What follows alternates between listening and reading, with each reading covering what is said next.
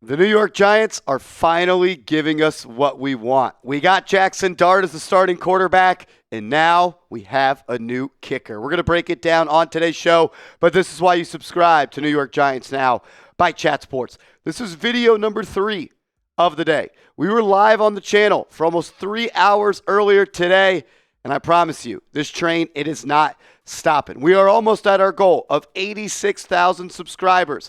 If you bleed Giants blue and you want to be a part of the best Giants community on YouTube, hit that subscribe button right now.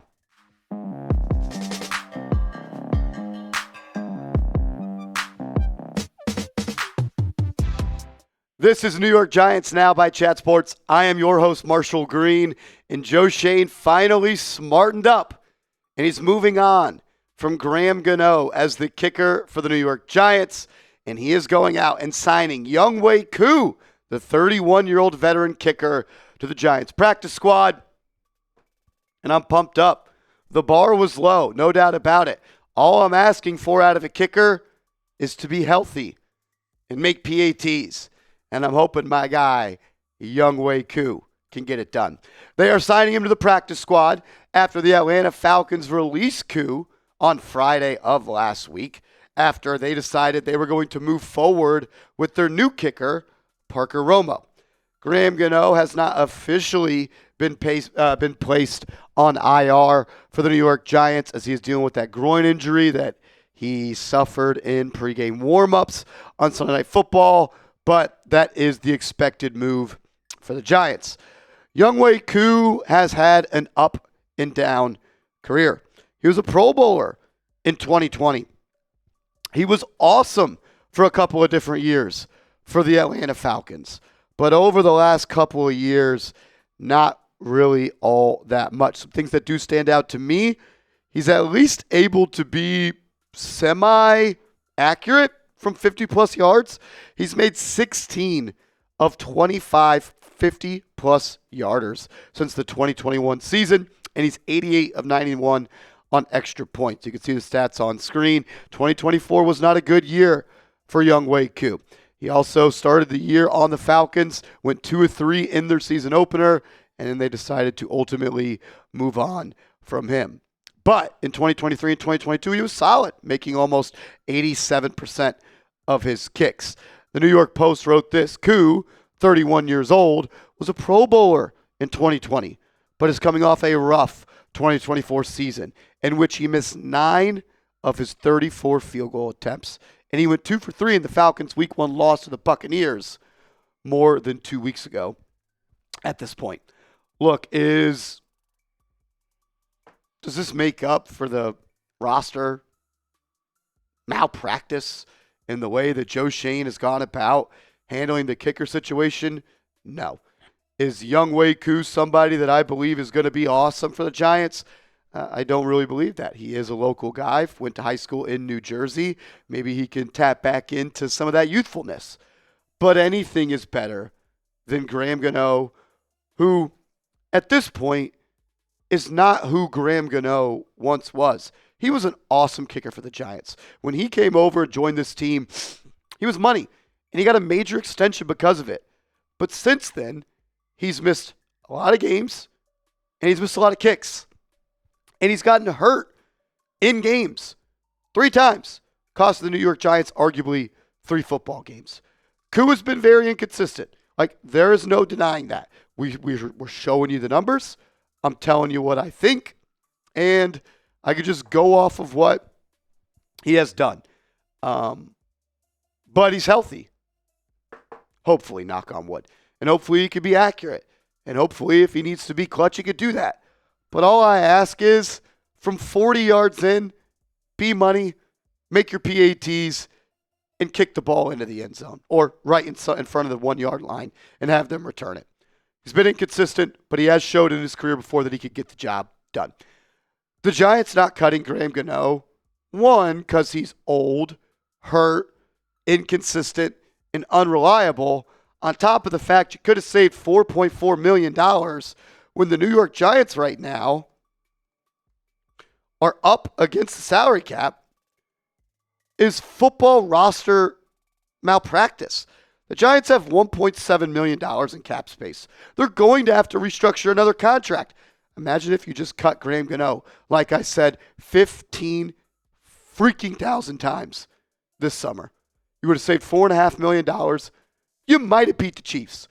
Who knows if you start that opening drive with a field goal and then you make the PAT after the Scadaboo touchdown. Or you don't have to have Russell Wilson throw moon balls into the end zone.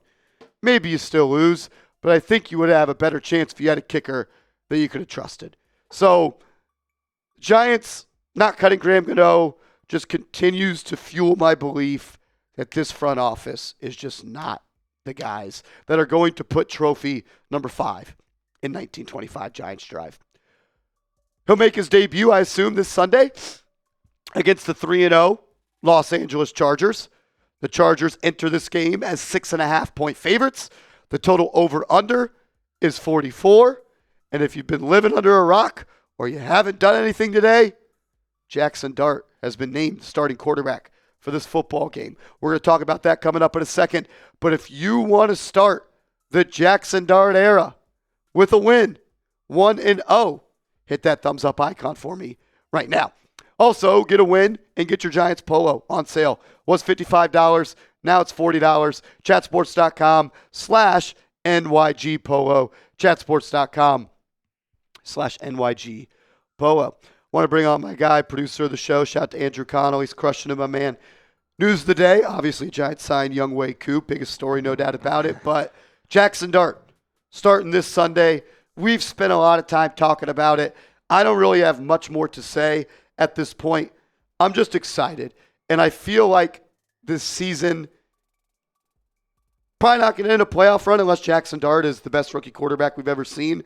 But it feels just since we went live, I've talked to my parents, I've talked to my friends, I talked to other Giants fans. It feels like there's an energy back around this team where the season's back from the dead.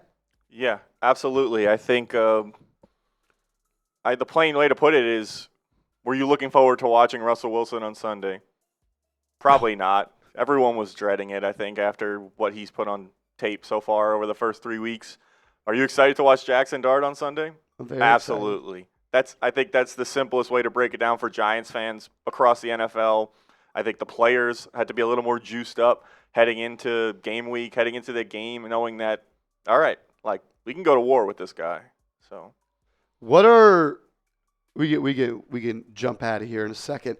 What are just 2 things you're looking for Jaxson Dart, or maybe one thing from Dart and one thing that you think is just going to look different because of the change?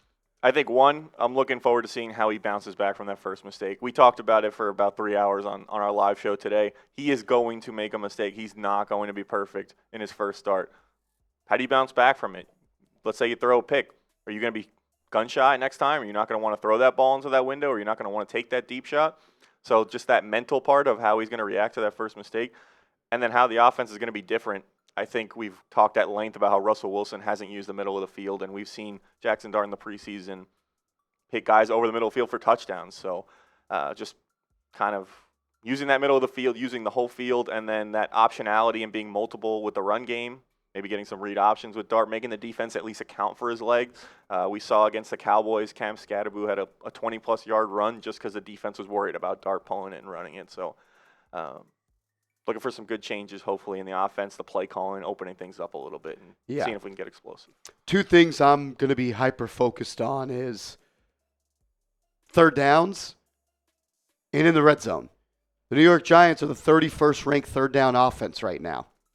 They're the 31st ranked red zone offense.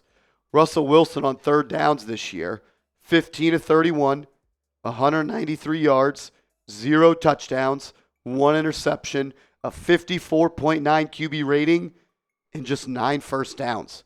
On 31 third down throws, he's moved the chains 9 times. In the red zone, he's 4 for 18 for 16 yards, 0 touchdowns, 0 interceptions, 1 first down, and a QB rating of 39.6. So I'm not expecting the Giants to be Super Bowl contenders with Jaxson Dart. I'm not expecting them to go on this run. But they need to operate at a higher clip. Things that actual NFL teams are able to do. move the chains, score in the red zone. Don't be the second worst third down and second worst red zone offense in the NFL. That's all I'm looking for. Yeah, and it wasn't all on Russ, but he wasn't helping the situation. And I think if you're looking for why the Giants haven't scored points in 2 out of their 3 games or haven't scored touchdowns, those numbers tell a story. Hopefully they put up some points this Sunday. Sunday. If you're ready for Jaxson Dart to get under center, see the turtleneck, see the eye black, and hopefully more than 9 points on the scoreboard, hit that thumbs up icon for me, and make sure you are following me on social media. Major love to everybody that's been showing love to me, AAC, everybody here at the channel. We're growing like crazy on the road to 100,000 subscribers. We're going to get there by season's end. So subscribe, hit that thumbs up icon, and let's go Giants.